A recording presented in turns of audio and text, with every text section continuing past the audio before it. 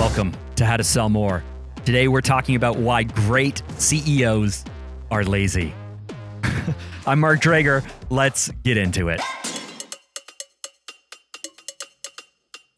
So I started my first company when I was 23 years old in 2006.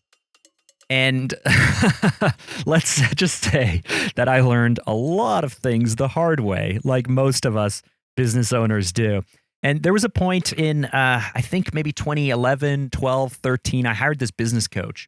And it was really a big investment for my firm because this was a really high cost business coach. And we were facing a point where we were trying to scale past the $1 million revenue mark. And I kept running into the same challenges and the same issues. And at one point he said, "Mark, why are you doing this?" And I was like, "Warren, I just don't want to do the work, man. Like I'm just trying to build this company as fast as I can, the best way that I can. So I just don't have to do the work. Like I'm really lazy, man." And he laughed and he said, "I have never heard a business owner say that the whole reason that they're spending this much time, this much effort, and this much money is to build something because they're lazy. Mark, you're not lazy." And then a few weeks ago, I picked up this book, Great CEOs Are Lazy, written by Jim Schlexer. And it's based on this entire process that I was trying to share with my business coach, Warren. I was trying to say, I was trying to articulate why I felt lazy and I was working so hard. And it's not that I'm a lazy person. You're not a lazy person either. And I'm just going to read part of the description of this book because I think it'll help illustrate the point I'm trying to make. And this is a quote. "Rather than spending a little time on a lot of things, the best CEOs spend most of their time eliminating the single biggest constraint to the growth of their business.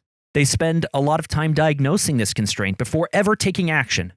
And again, this is a quote pulled right from Great CEOs Are Lazy. I'll continue reading now. "This process is similar to looking for the kink in a garden hose so you can get the flow going again. There's no use trying to unkink the hose until you find the actual problem.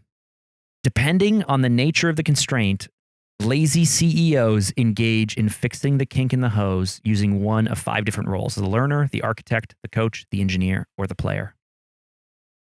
As I was working through this book, I realized that this perfectly applies for how to sell more. Because often the issues with sales comes down to certain constraints, right? A campaign for lead generation may be working or not working. Your team may be at full capacity, and even though you want to launch that new campaign or try that new thing, you simply can't. The sales floor might not be operating properly. Your management might need to be restructured. Like, as you think about all the different areas that actually affect sales in your business, it's not just about sales and marketing or branding or awareness or advertising. It's not just about working the leads to the best of your ability or building up a sales team or managing the floor, or maybe you sell a service that's completely online. And so you're split testing every single little step to try and encourage, or to keep people from abandoning the cart and all of these other things. It's not just about fulfillment or delivery. Like, depending on your type of business, the entire process really can be different from business to business. But as other guests have said when they've come on the podcast, everything is sales. Everything is sales because every aspect of what you do for a business should be about increasing revenue, about increasing profitability, and being able to deliver a ton of value for your customers so you build up a really good name. And so as the leader of your organization, as the leader of any project, there are going to be certain constraints. And the real lesson here is the fact that it's our job as these leaders not to just try and set a direction and say, let's go this direction. Let's have this vision, but in fact, look for the constraints in our business. Diagnose what is causing that constraint and then fix it. And Jim Schlexer, the author of this book, goes through this whole breakdown as to why this is important. And I found myself falling in this trap. Maybe you also fall into this trap. We are so busy doing so many different things that often a really high-performing action or activity or team member or whatever, some part of our business is really doing well and performing well. And it may be covering or hiding the fact that other areas of our business are not doing extremely well. And so if we put on this hat, if we put on our like, let's go searching, let's go hunting, let's go exploring, let's find the different parts of our business. And maybe we want to focus from a sales and marketing point of view. Let's focus on sales and marketing. So what parts of sales and marketing are facing huge constraints? What are the parts that are kinking the hose so that way deal flow isn't happening, or so that way lead generation isn't flowing properly, or maybe our cost of acquisition or our cost of advertising is going through the roof and shifting and changing. Maybe the quality of our leads are falling, or the close rate is falling. Like, there's all these different areas of our business, but if we can look at the different areas of constraint, and we can spend a little bit of time jumping in there to figure out what the issue is and how we can unkink the hose and then hand it back to our team and then move on to the next area of constraint. If we can move from area to area, continually looking to unkink that hose so that way everything flows from the first point of contact to the final point of delivery in our entire business, think how powerful that is. And so I started looking at my business through this lens. I started looking at the different podcasts that I host, the amount of content we put out on social media, the type of content, the platforms that we're on. And I started looking at our systems and our processes because, you know what, it's easy for me. It's really easy for me to jump on a new project. It's really easy for me to get really excited about something new. I'm a visionary CEO, so I'm constantly coming up with new ideas. But it's harder for my team. It's harder for my COO. It's harder for people to respond to all of these new ideas. And we try to avoid corporate whiplash the best we can, which is like, hey, we're going left. No, we're going right now. Hey, we're going up. We're going down. So I work to try and avoid that. But as soon as I started embracing the fact that I have limited time, limited resources, limited budget, and that I need to direct every single effort in my business to the most important number. we had Lee Benson on the podcast to talk about your most important number. And so between his lesson and the fact that great CEOs are lazy and all they're trying to do is just fix problems and then offset them, give them away, try to get someone else to work on it or worry about it. That has changed my approach to business. That has changed how I choose to prioritize our activities and our resources. And honestly, it's been very freeing for me because as soon as I can start to look through the lens of the fact that hey, I have a most important number. There's certain drivers that are going to apply to this, and it's my job as a leader to remove the constraints, to simply remove the roadblocks. Sometimes it means that I need to jump into a few of these roles. In the book, they really spend a lot of time, but they talk about these 5 different roles. The learner, the fact that leaders are constant learners. You are listening to this podcast because you, like me, are a learner. You always want to get better. You always want to develop. You always want to learn more.